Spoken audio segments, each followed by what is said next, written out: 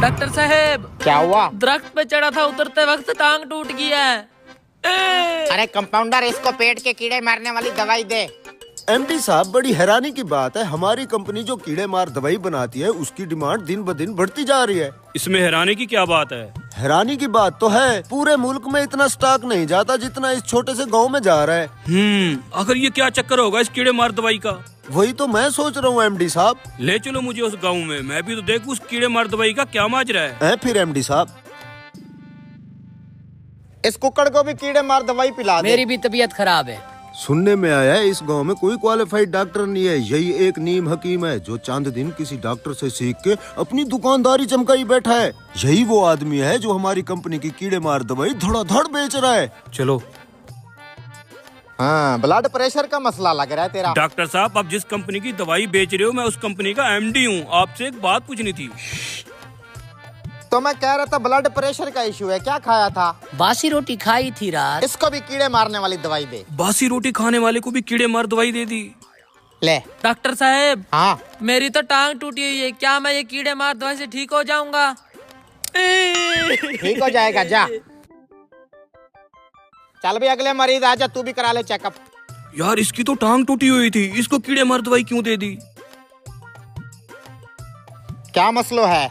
Doctor साहब, भैंस का दूध निकाल रहा था, उसने टांग मारी और मेरा बाजू टूट गया। ओहो हो, दे ना कीड़े मार दवाई। ले जा, 2 चम्मच सुबह शाम। अरे यार, इस बेचारे का तो बाजू टूटा हुआ है, इसको भी कीड़े मार दवाई दे दी। जी तो एमडी साहब, क्या मसलो है? डॉक्टर साहब, इन तीनों मरीजों के अलग अलग मसले थे, आपने इन सबको कीड़े मारने वाली दवाई क्यों लिख दी? अरे मैं डॉक्टर हूँ, खामखा नहीं लिख के देता, वजह होती है ये दवाई लिखने की। डॉक्टर साहब, हमारी आंखों के सामने उन तीनों के अलग अलग मर्ज थे, आपने उन तीनों मरीजों को कीड़े मारने वाली ही दवाई क्यों लिख दी? एमडी साहब, सादा सी बात है, पहले मरीज को कीड़ा था तभी तो उसने बासी रोटी खाई, दूसरे मरीज को भी कीड़ा था इसलिए तो ऊंचे दरख्त पे चढ़ गया, और कीड़ा तो तीसरे मरीज को भी था जो भैंस की टांग के नीचे घुस गया। गर्ज ये कि हर मर्ज की जड़ वो कीड़ा है जो इंसान को सुकून से बैठने नहीं देता। एमडी साहब, इसकी बात में दम तो है। चलो। एमडी साहब, एक कीड़े मार दवाई एमडी साहब को भी दे दो। हैं? अरे मुझे तो कोई तकलीफ नहीं है, मुझे क्यों दे रहे हो? अरे साहब, आपकी दवाई अच्छी खासी बिक रही थी, आपको तो खुश होना चाहिए था, लेकिन आपको भी कीड़ा है जिसने आपको दफ्तर में सुकून से नहीं बैठने दिया, और आप पिंजरा उठा।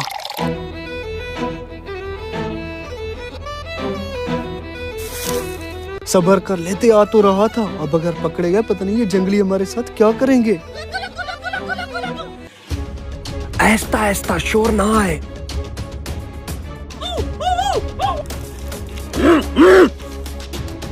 शिट, उन्होंने देख लिया, जल्दी पिंजरे से बाहर निकल।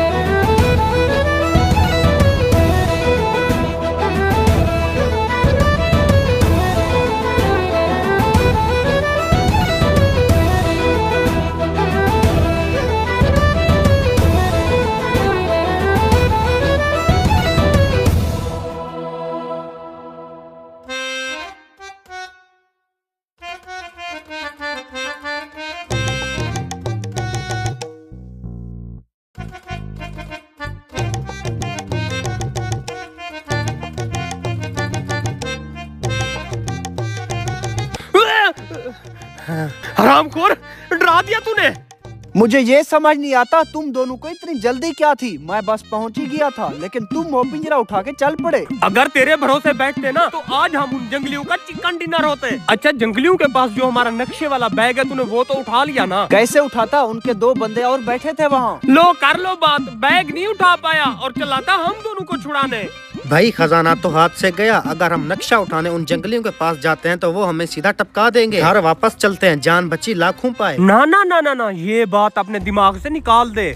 हम वापस जाके वही गुर्बत और कर्जे में डूबी हुई जिंदगी नहीं जिएंगे। हमारे पास सुधरने का ये आखिरी मौका है। अगर आज कुछ नहीं किया ना तो फिर कभी कुछ नहीं कर पाएंगे। तुम्हें पता है कितने अरसे से हम इसके पीछे पड़े हैं? 1 साल होने को है। अब हम अपनी मंजिल के नजदीक है। इस जंगल के सामने वाली नदी क्रॉस करते ही हमें खजाना मिलेगा। इतना खजाना है कि सारी जिंदगी बैठ के खाएंगे। अच्छा, सारी बातें ठीक है, मेन मुद्दा ये है कि उन जंगलियों के चंगुल से नक्शा उठाएंगे कैसे? देख भाई, क्या पता वो नक्शा झूठ मूठ का हो, उसमें खजाने का कोई राज हो ही ना। अरे बेवकूफ, ये नक्शा कम से कम 100 साल पुराना है। 100 साल पहले की जितनी भी चीजें होती थी ना, वो झूठ मूठ में नहीं बनाई जाती थी। नक्शे के मुताबिक खजाने का पहाड़ है। खजाना ढूंढ के अपनी जिंदगी बदलेंगे।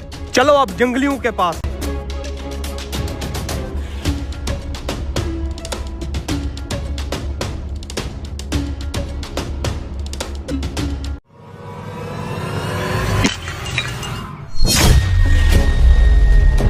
देख के नहीं उठा सकते थे गुल्लक? खामखा में मेरा नुकसान कर दिया। निकालो इसके पैसे। ये लो तुम्हारी गुल्लक के पैसे। हैं? ये इतना ज्यादा पैसे कहाँ से आए? इसी गुल्लक में से निकले हैं। भाई साहब, ये गुल्लक मेरी है तो इसमें पैसे भी मेरे हुए ना। भाई साहब, मैंने आपको गुल्लक के पैसे दे दिए हैं, इस हिसाब से जो कुछ इसके अंदर है वो मेरा हुआ।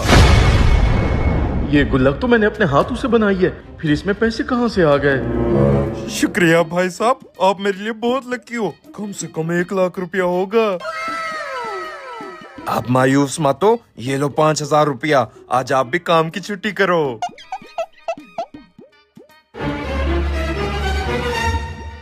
इतने सारे पैसे, लगता है आपकी कोई लॉटरी लगी है। लॉटरी समझो, पीछे मैंने एक गुल्लक लिए, उसमें से ये सारे पैसे निकले हैं। गुल्लक में से निकले हैं? मजाक अच्छा कर लेते हो। मजाक नहीं है, सच है, जाकर तुम खुद देख लो। अच्छा,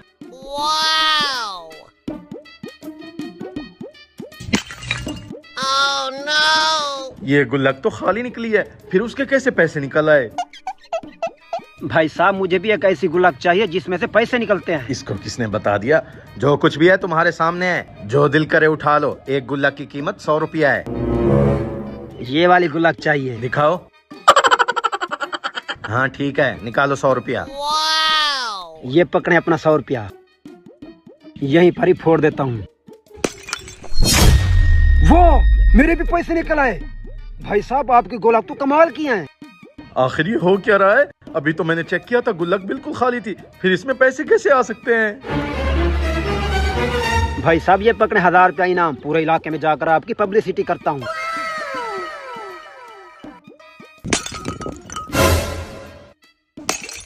ओह नो, इसमें तो कुछ भी नहीं है। भाई साहब, एक गुल्लक मुझे भी दें। ये लो पैसे।